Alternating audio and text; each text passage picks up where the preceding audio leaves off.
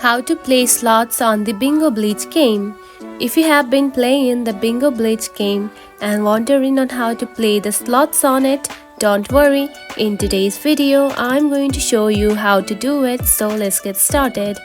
First of all, open the Bingo Blitz game right like this. After opening it, you will find something like this on your home page.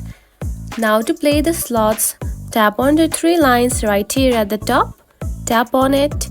Then scroll down and here you can find slots just right here. Now select it.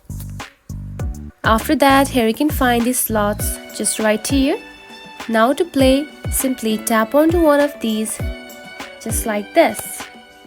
And now you can see it is now loading. Now wait for a few minutes. And here you can find choose your play. Now tap onto normal play. Now simply tap onto spin right here. After that, you will simply play the slots. And that's it. This is how you can play slots on the Bingo Blitz app. If you found this video helpful, don't forget to like and subscribe for more tips. Thanks for watching.